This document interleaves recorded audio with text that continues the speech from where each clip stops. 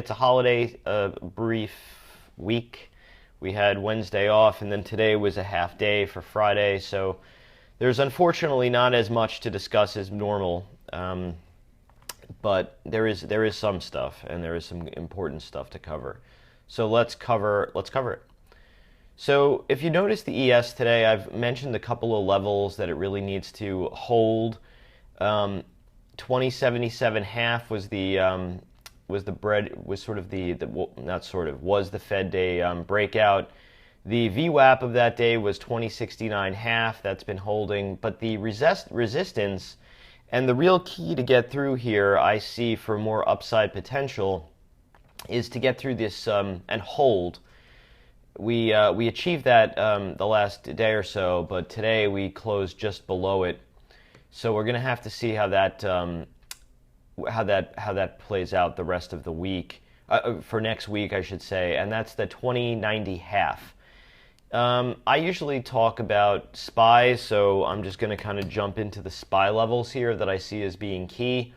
We had we know we had Fed minutes that were dovish. We had Fed minute actual Fed that wasn't relatively hawkish. And we ran up, we now pulled back, we kind of held the tail line of the support. I'll cover more of this in the weekend update so you could see me do this chart-wise. And now we've been rallying. And some of the really key numbers that I believe we need to hold for still higher is this 208.97. That was an old reference high before we kind of were just bumping along the top of that, and then the eventual breakdown. I think if there's a correction, and we violated it a few days ago with getting below the 204.12, and I said that for me it was really key that we held that. We closed one day below it and then got back up over it. So I would constitute that a false breakdown. So that is good. We held the backside of the channel for the old downtrend. Basically, it kind of bounced off. It kind of looked into it in SPY. I believe on SPX, which is the cash index, it actually didn't even touch. It just like got close and then rebounded. So that's okay. SPX is basically back in the channel. It's just consolidating up near highs. So the real question here is going to be if we're going to roll over here from a lower high, or if we are going to go still higher. The expected move next week is about $3.40. The way I see it here is that the bulls really need, and they've been trying, they keep kind of tapping on and just below the 210 level. There were a couple of very prominent expirations where 210 was the kind of the pin before the big breakdown. So there's a big high volume node there. If you look at the volume profile, you'll be able to notice that. And again, in the weekend review, I'll cover that a little bit more. But I really see the bulls needing to take and clear 210. If they can do that, then I think there's a shot at the old all-time high, and then potentially even still new highs with some type of a Fibonacci extension past that. As of right now, I'm not. It's a little too early to make the call because the last rally high was still a lower high, and if we do stall here, that's an even still lower high. We do have the potential, and we're building out a right shoulder for a potential inverse head and shoulders up here. That could be very interesting if that neckline gets taken. So we've had now a consolidation of 5 days up here.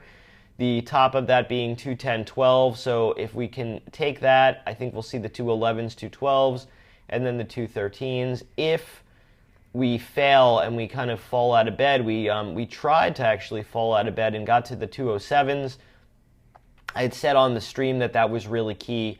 If we lose that kind of reversal day, if we start losing, let's just keep it simple and say 207, then I think we're kind of cooked. And we're going to probably have to retest lower, and it could get slippery. So we're kind of in the twilight zone here between 207 and 210 of just consolidation. So for a bullish move, I want to see 210 and plus. For shorts, I really want to see 207 crack convincingly. And not just like, it's down there for 5 minutes and then it rallies up hard on a excess low. So that's how I see SPY. With regard to some of the stuff you guys mentioned, let's start with the macro and then work back into micro. That's not really the order in which you guys gave it to me, but I'm going to use some executive privilege here and pick what I want to, what the order I want to do. Let's start off with the keys. I talk about the 6 keys to the market. I had talked about this morning, the setup not being the best for the bulls with regard to the VIX. That is, it opened up strong, but basically sold off all day, which is good. I will say, though, that the VIX has kind of bottomed around that 13-ish area. We're getting kind of close to there. It could just stop right here. It did, however, we are under the 200 MA, which is good. That's good for the bulls. It's a feather in the cap. But it's interesting that kind of opened up on the highs and then closed on the lows. That is good news. What isn't good news, and I think, and I'm going to try and explain and say that I think a lot of the issues today that I'm going to discuss now, would have meant a lot more on a day that was normal. Today was a vacation day, and the people who would probably care about this, and these are not the kind of people who have been chasing the FANG stocks up every day, I think they were on vacation, and I don't think that this really got the kind of play that it should have. But let's go through it. So, like I said, the VIX started out bad, but ended kind of well. The real big problem we have, though, is the dollar. And this dollar just doesn't want to stop. I've been talking about the UUP. I had talked about there being a range. Really, the range I had seen was like 24.47. That was the consolidation range up to 25.68. We had on the October 14th a look below that turned out to be a look below and fail. And we've really never looked back rallying since. The big problem with the dollar, and I'm going to just flip into the DX here because that's what most of the people on TV talk about, is we are well above the downtrend. We are basically close to challenging the old highs, and I think we're too close to them at this point not to. I actually think there's a big danger of making a new high. I think that will freak everyone out. The only thing that I could kind of see getting us out of this this sort of blood pact here of higher highs in the dollar is the Fed.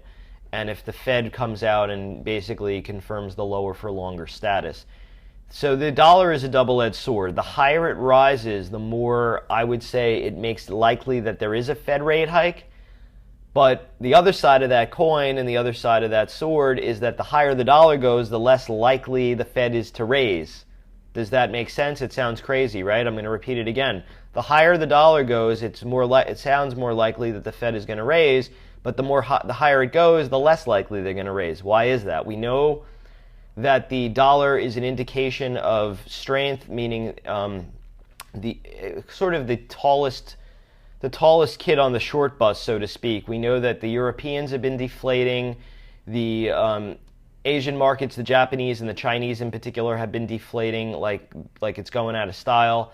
And the U.S. has not been doing QE, and actually we have these loose-lipped governors, spouting off at any possible, opportunity they have, and they're talking about raising interest rates.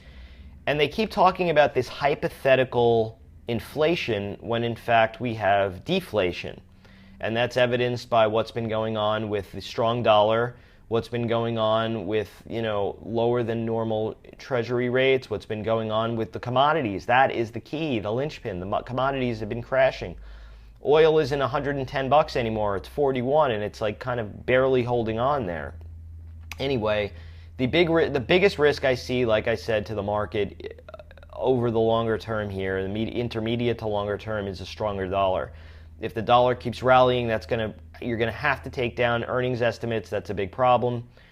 Let's keep going through the keys. The TLT has been a bit strong, which is good. It is below the crash, the 2009 crash peak high, which we really need to be above for still higher, which is 123.15.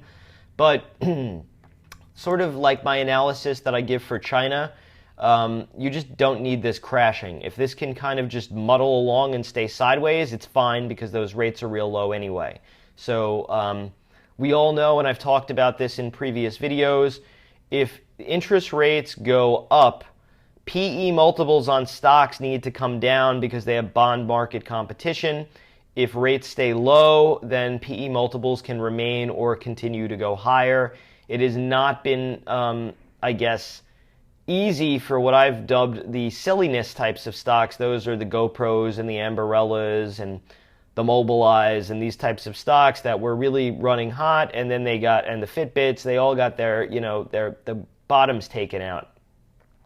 So TLT, I would say, is sort of it's a little bit concerning because we're making lower highs and slightly lower lows, and we are below that kind of new channel that I had drawn in, potential new up channel, and we have a little bit of supply over us, but it's not really alarm bells just yet. As long as you can hold the 118s, 117s, 118s, that's really the fulcrum pivot.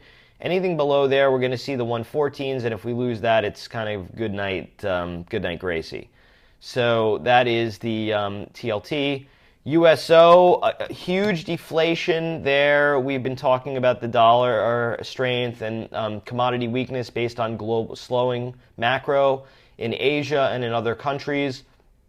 This could be setting up for we're sort of in a consolidation here. It could be setting up for a slightly higher low.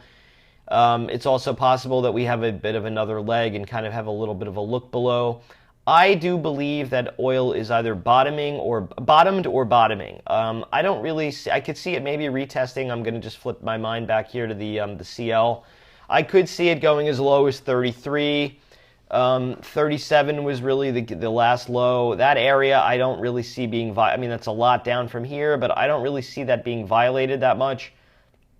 And it's also possible that we kind of just stumble along and hang out here. The stocks I like the best for that is the only oil stock that I really like, and I've liked it for a long time, although not again until recently, is Exxon, and that is if you can get that in sort of the mid 70s, like 75, 76, maybe sell some puts, I would be on board with that. But oil really needs to turn before these companies can have a go at it. It's been devastating to like the likes of like the Sun Edisons and any kind of levered version of energy. Really, that is the key. It's sort of the geometric series that when oil is rising, those stocks are going to rise even higher, and when oil is coming down, those stocks are going to crash even faster. So that's the story with oil. I'm just looking at my keys. I wrote in FYI, but I really meant to say FXI. FXI is right on the channel low that I've drawn in. This is kind of a do or die area. It is slightly lower than the last low, and it's off of a lower swing high. Like I said, I think that was also a really bad setup. The fact that you had Shanghai today down 5% coming into today. We should have been probably smashed on that alone. But like I said, I think that the traders who would trade in size were probably away. Right on channel low here, this would be a good right or right out. In my opinion, you have a 50% fib around 36.70. The 61.8 is 35.78. So those are, even if we kind of fall out, they might not be a complete fallout. I think that, yeah, someone was writing, the problem with China and the problem with a lot of these stocks that have been down a lot is that we're kind of near the end of the year. And you have tax loss selling, and I think that that's interfering a lot with people's ability or wanting to buy. And I think that a lot of this is going to be sort of 2016 talk, not so much 2015 as we're running down the clock here. That's probably also what's been weighing on the likes of like the Twitters, people who have been long this, they're just taking the tax loss. These stocks have been dogs. Let's get into some of the ones you guys. And the last and sort of what's been becoming, believe it or not, one of the most important keys is the IBB. I tweeted out today, and I talked about this briefly on the stream, that anything over 341.25 is a breakout. Today we did get above there. We got 341.52, and we closed just below there at 341.01. that to me does not constitute a breakout. The close was below. It was a bit of a look above and fail, but not really. I mean, there was nothing going on today. We closed at 1. Even I, believe it or not, was thinking about just sleeping late. I'm sort of sorry I didn't. There wasn't that much to do. So we're really going to have to see how this goes. The one thing I do find is encouraging is that we are above. There's sort of the breakout candle high. That is 339.01, so I would say it's sort of still in play. If we start losing 334.97, my story is gonna get, that's sort of the there was a pullback low, which was 332.73, and then there were a couple of days of consolidation, and I'm talking about those bodies of consolidation. If we start losing that, that was also one big, very prominent day's low. If we start losing the 334.97, I'm going to start getting a little bit more bearish, and you're going to hear some more plays on how to play this thing short. If we do break out, like I said, we're right into the 50% fib here of the breakdown, so this should be kind of it. If the bears are really going to pounce, if we rally still, if it doesn't fail, then I think we're going to see the 61.8, which is up around 357.24, and the neckline of the real breakdown, which took place, is, like I said, between that 356.24 and 360.57. You're going to want to watch the video, the Sunday video, because this is going to be like a major discussion here. Anyway, we're through that. Someone asked about, let's go back to the top of the key here. Someone asked about BABA. I said last year BABA peaked on Singles Day. It looks like that's happening again. Will we go down and retest the all-time low? I don't have an answer for you for that. I can tell you this, though. As long as BABA is between 82.81 and 77.77 on the downside, there's kind of nothing to see here, folks. It's just, I don't know. It's just consolidation. Anything below there to me starts getting iffy, and you can play it accordingly. If you get above the 82.81, you don't want to be short, and if you're below the 77.77, you don't want to be long, and you probably would want to be short. Very simple. That's the way I'm going to play it. So we had a bit of a look below there for a couple. We had one day which turned out to be a false breakdown. You had another couple of days which kind of played around below there. If you start losing, like I said, you start losing that, and then I would probably initiate there small, and if we started losing the 78s, then I would be looking for a move to the 50-day. The 50% fib and the gap fill are real close there. You probably see a move down to that 71 area. I would say you would probably see the 71s there. And that, to me, would be important. You might have an overshoot to the 68s, which is the 61.8. That area between the 71s and the 61.8s, I'd be looking to sell some near-dated out-of-the-money puts or put spreads to play for a bounce. Simple, done. Baidu. So Baidu, I had talked about this being bullish into earnings. And I said that for me it was really just a play to the channel high. It's even more bullish than I had thought. It got above the channel high. It's now consolidating above the channel high. It tried to have a breakout, and now it's sort of rolling back over into the mid-channel. So let's use the big breakout day bar as our sort of guide here. The high of day on that bar was 204.82. Anything above there is bullish. We did close over there, so that's good. If you start losing 196.52, it's kind of a GTFO. Get the F out. Alrighty. Apple. Apple of my eye. Lower highs, higher lows, chop. Anything below 119.75 to me, I've discussed this. Let's just say 119 to 120, that BRAC. Anyone who's an oceanographer familiar with that would know about brackish water. That's sort of the brackish water. I would be cautious. Anything below there to me is a little iffy. The back off, though, isn't. You kind of had this one gap down day on a downgrade, and then it's just been kind of rallying. Goldman Sachs upgraded it. That's usually the KOD, the kiss of death. But it has been just holding up. I think that there is just some consolidation going on under here. The longer it kind of just goes sideways here, the more I'll believe a move once we cross over. kind of like crossing over. There's a lot of room here, sort of in the downtrend and the uptrend triangle to go. It may take until earnings, but to me this just kind of looks like it's going to be in chop zone for a little bit. Maybe you get up to the 200-day moving average. That would also constitute a like the 121. That's sort of where the bigger volume distribution of all the overhead supply. There's just the problem is there's a lot of overhead supply. There was a lot of consolidation, and you'll take a look at this in the Saturday. I'll leave this a little bit more for the Sunday video. My fear is a big rounded top, and anything below the 119, 120 area is vulnerable. Let's leave it like that. The 115s are really key support. If you start losing that, then we're talking 109s and 103s and 100s and things you don't really want to talk about if you're long and bullish on Apple. Alrighty. Someone asked me about Costco. Alright, Costco isn't one I follow very often. I'm a little bit surprised at the strength given that they also had some E. coli recalls. That could have gone a couple of different ways.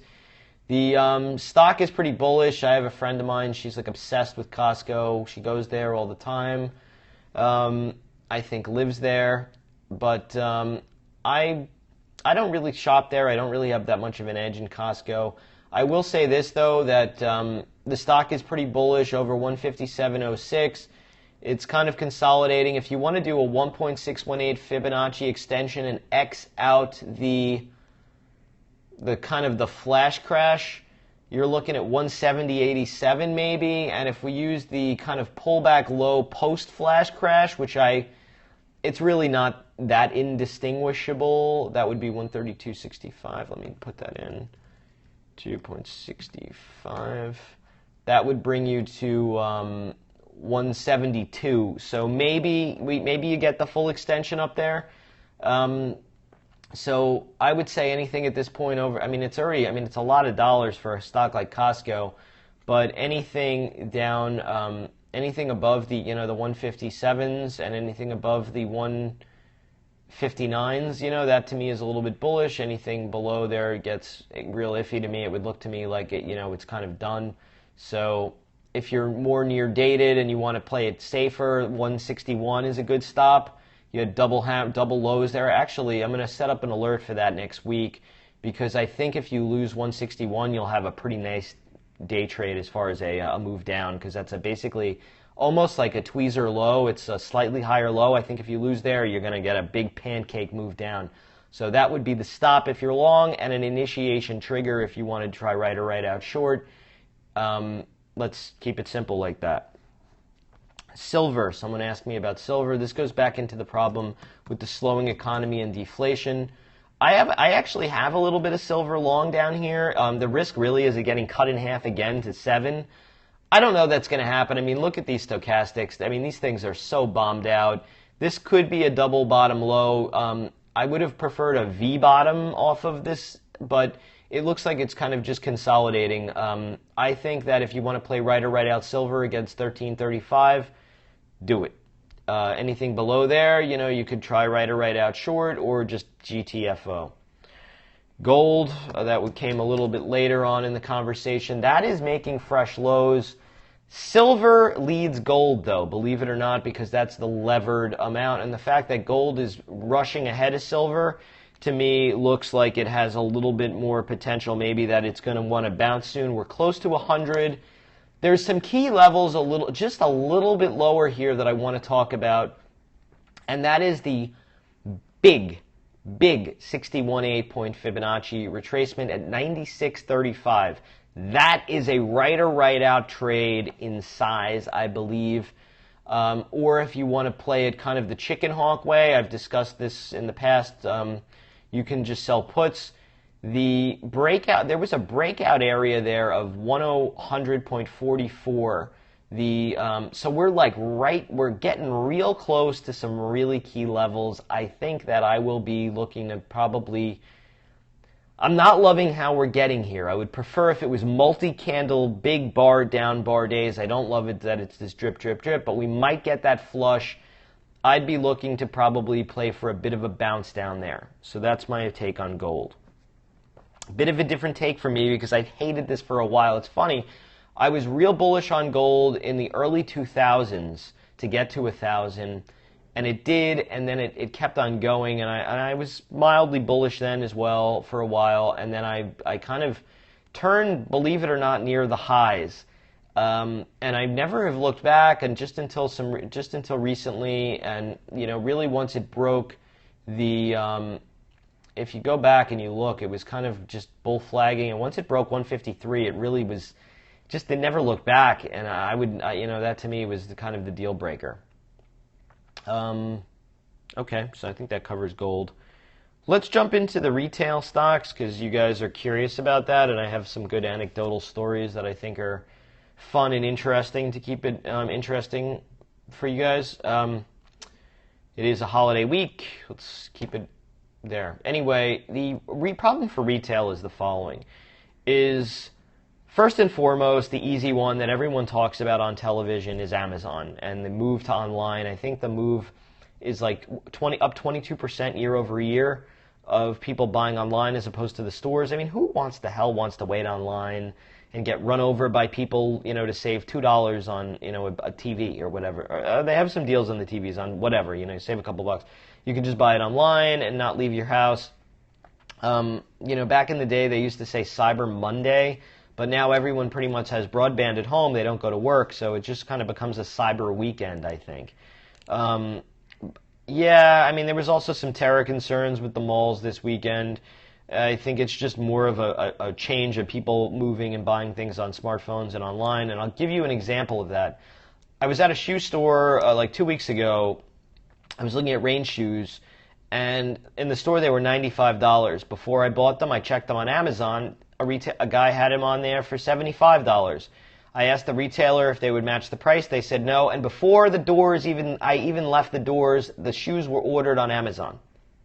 That just shows you how the power, and with the free shipping on orders over $50 or whatever, that shows you the change. I think the other one that gets lost on people because, a lot of these analysts are, I guess, kids at the time, or people just don't think this way, is that customers have been trained to wait for sales.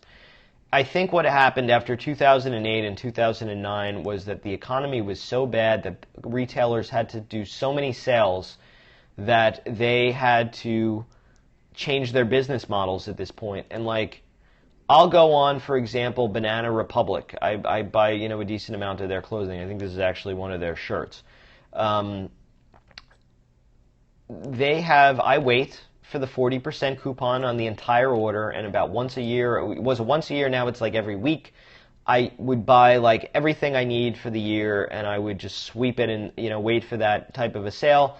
They've gotten a little bit smarter, though, now with pricing strategies where they raise the price before they lower them. So, let's say a sweater is supposed to be $80.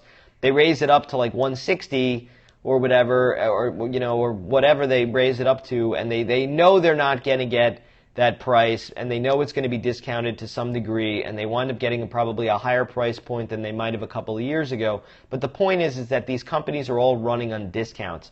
And when you're discounting your clothing, I think, your business model is kind of a problem. You usually, if you're a retailer, you want to compete on quality and service. You don't want to compete on price. You never want to compete on price.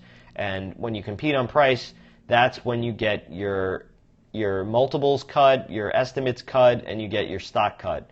And I'll just tell you on one other note. Someone asked about Netflix. I'm gonna bundle this with some other stuff. Netflix has been a bit of a game changer, I think, for the cable companies because you have a lot of cord cutting. I actually, one of the reasons I started this broadcast late was I was renegotiating my cable contract, which I got a deal on. That is more deflation. Prices are going down. Prices on cell phones are going down. Sprint just made a deal where you come over with your existing contract, like if you're paying let's just say $100 a month or $70 a month. Let's keep it 100 because it's easy. You bring it over there and they'll cut it in half and you pay $50 a month. That's deflation. AT&T, Verizon, think about this. If Sprint and T-Mobile are cutting their rates, their service isn't as good as Verizon and AT&T, but people will be price sensitive. I think T-Mobile, you can use your Pandora without using your data up. Eventually, Verizon, they're holding out, but eventually they're going to have to do the same, and eventually they're going to have to lower their prices. If they're lowering their prices, how much do you think their stock is going to go up? How much are they going to be able to raise their dividend in the future? These are huge problems, and this is huge deflation, and this has been caused by disruptive technologies. So the big winners of this, as we know, have been the Amazons, the Netflix,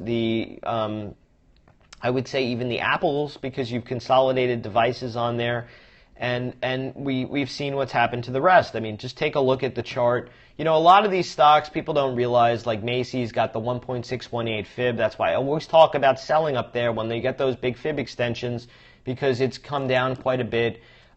Macy's got about to the 50% fib, a little bit lower. There is some risk, in my view, to 31, but I don't know that we're not going to bounce to like 42 first. I'm not really that bullish on these retailers. I just think that got really a little overdone. I think that could have a little bit of a bounce. I had been playing it short. I'm actually now a smidgen long, but sort of a chicken hawk long. I won't be in there long if this thing rolls over again. I'll be out pretty quick. Direct sale retailers have been doing. I'm going rogue here. No one mentioned these, but I'm gonna go rogue here for a second. Nike has been doing really well. I'll tell you, they've been doing all the right moves with making their super-de-duper expensive retro Jordans. I actually have a pair sitting over here by my door that I haven't even worn yet. I need to start wearing. But those shoes were like $190. I think like $206 with tax, and they were not discounted. I'll tell you that. I mean, they have some of their shoes they discount, but people are paying full price and they are selling out. I mean, it's crazy. You go on their website, all those Jordans are all sold out. Those are huge ticket market items, as opposed to a Skechers. Those guys, you go into the store, their shoes don't fit very well, and they're like $60. They're not $190, they're $60. And the stock had really run up. I guess people got excited. They did the split, and the stock is pancaked. I played it short for a little bit. Did I play this one short? No, I'm sorry. I didn't play this one short. I'm sorry I didn't play this one short. I played this one long, though, for the bounce. I'm short some puts. That's been working out. I don't think I have that many more on. Let me see if I have that many left. Yeah, they're expiring next week. They're like 10 cents. I actually probably should have closed them today. I had the 25 put short. I shorted them when they were down there. And that's been a... oh, no, they closed. I'm sorry. They filled for 5 cents, I guess, today. I didn't realize that. So I'm just looking. The quantity here is 0. So I guess I must have been... I must have nodded off with all the excitement we had in the market today. Anyway, Skechers, I think you could probably, at this point, the risk to me is down to like 21-ish. There's a gap fill of about 2078 and 2156. We're a breakout area. We didn't quite get down there, but we had a big gap fill of 25. I think in the mid to low 20s, I think you're okay to buy the stock at that point. I think it's in discount. The sort of the war has been won, obviously, by Nike. I think Nike will stay strong until they're split. I don't know what's going to happen after there, if it's going to have a Skechers type of back off. It probably will have some type of correction. I don't know that it's going to be as extreme as Skechers, because Nike is just a better company with a better product. Simple. That's simple. I hate that Skechers store, by the way. There's one by me over here in Union Square.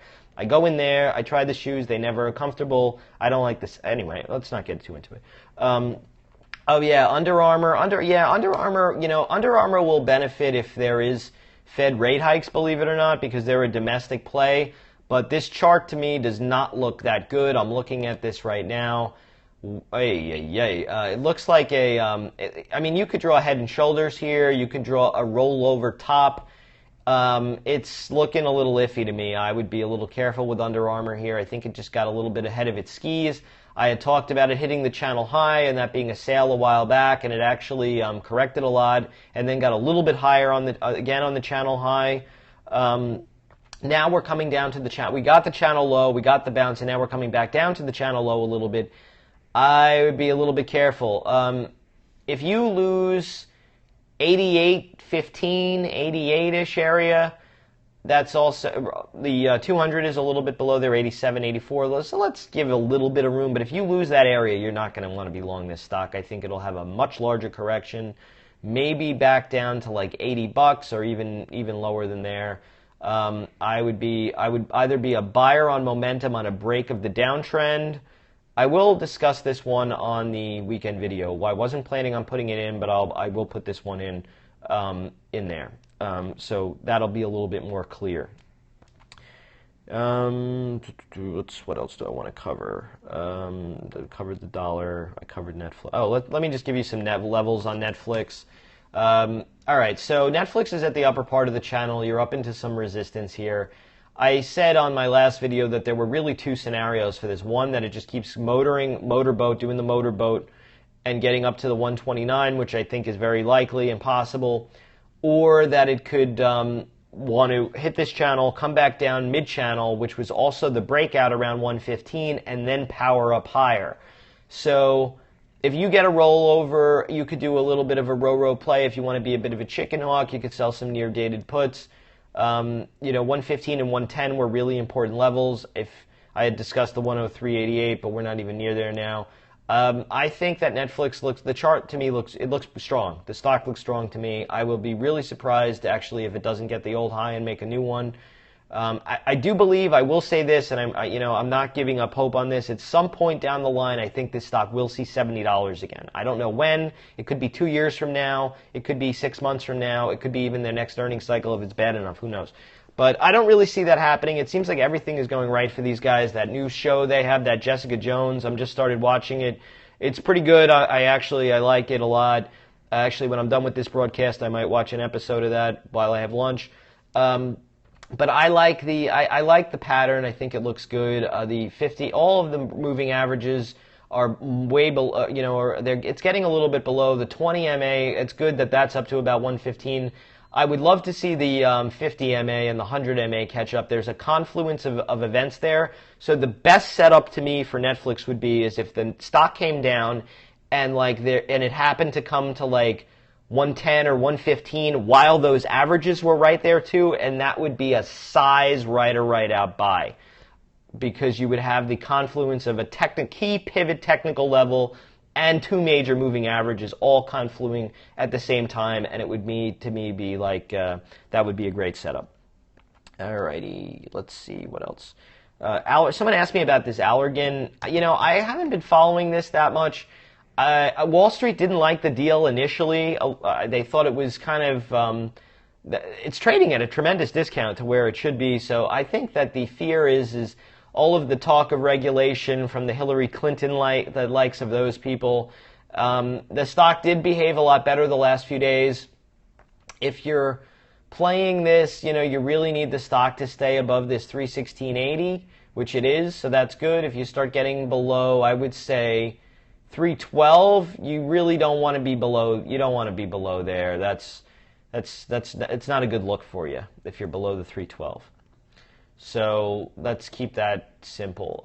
Then the company is really not that expensive. They have a lot of good products. Botox, is a big fan. I like the company. I've been kind of bullish on it for a while. I was bullish really on Allergan before it even got bought, the old Allergan. So yeah, kind of. If you like Allergan, by the way, I'm going to introduce you to another company. I don't talk about it that often, but they make Invisalign, the braces. Those are doing really, really well as countries get more developed. Think China, think India. People do more with their teeth. This is a big macro trend. I can't even believe I'm talking about this, but that's a great stock. The ticker is ALGN. Once in a while, this stock gets creamed, and it does it on earnings or just for whatever reason, and it looks disgusting and ugly. That's the buy. I wouldn't really. It's consolidating up here a lot. Anything above 65.10 to me has been bullish for a while. It looks like it's going to consolidate and break higher. But like I said, just put this on your shopping list. Wait until there's like a big decline, a little consolidation, and a little more follow through or some kind of pancaking, and that's it. This company prints cash. Alrighty, I think we could. Let me do maybe a couple more. Disney. Someone asked about Disney. I've been waiting for this to get back up to the complete gap fill. I guess you got up there close enough. Yeah, pancaking, flattening, getting smashed, down a lot. The Disney, it got close to the gap fill and it reversed. There's a lot of hype built into this from the Star Wars. Once, a stock has a big traumatic event down and then kind of grinds its way back up, once it gets back up to that area, there's a lot of responsive selling. I think that's what you're seeing here. Yeah, someone said there was ESPN news. You know what the truth is this, and I've said this before. If you followed me for a while, you probably know this. If you don't, here's your introduction. The news always falls along the line of least resistance. If a stock is in a bullish trend, then the news comes out, it's probably going to be bullish. And if a stock's in a downtrend and the news comes out, it's probably going to bring it down. Disney has rallied back out. I think there's a lot of denial in that. The type of owners who own Disney, although toward the end I thought it was getting really chased. I think that the stock could have some room down, maybe to the 50-day moving average, like around 110. There's a big volume support node. If you start losing that, it could be really lights out for this stock, so I'd be real careful. Company is great, a great American company, but they are getting Netflixed, and they might be getting, I think their theme parks have been doing really well. People spend a lot of money there. My big fear for Disney with gas is that gas prices go up, and that's also my fear for that the RCL. I have a guy on my stream who's done amazingly well with this company. I just hope he doesn't overstay his welcome. It's right on channel, by the way, RCL. I would be a little cautious with that. It's a right or right out long here if you want to play it. If you start losing the 91s, I think the stock is toast. It got 100. The 1.618 fib was 97.70. My bbig fear with these stocks are all year-over-year comparisons. If oil and gasoline go up next year, this year was could be the low, and then you could have a lot of problems with those stocks for years to come, because if you get in a cycle where commodities turn, they're always going to have that tough comparison, and then every year will get harder and harder as that price goes higher. So just be mindful of that. If you see a real turn, and I believe that we could be seeing the lows in oil at some point soon, the market will, of course, have sniffed that out and anticipated that long before, but I would be a little bit careful, chasing those types of stocks. Anyway, I think we covered a lot. I think we did a pretty good job here. If you guys have any questions, just be sure to send me a tweet. You could follow me on Twitter. My handle is @JustinPulitzer. If you came into this video late, or you want to catch it, see it again. I guess I'm a handsome guy sometimes, but if you want to see it again, subscribe or go to my YouTube channel. It's Justin Pulitzer Trades. So let's have a good end to the rest of the holiday weekend and get refreshed and recharged. Like that guy used to say in the ES pits. Let's and tune in on Sunday. I'm going to have a good weekend review video. We'll cover some of the charts here that I discussed. So take it easy and cheers.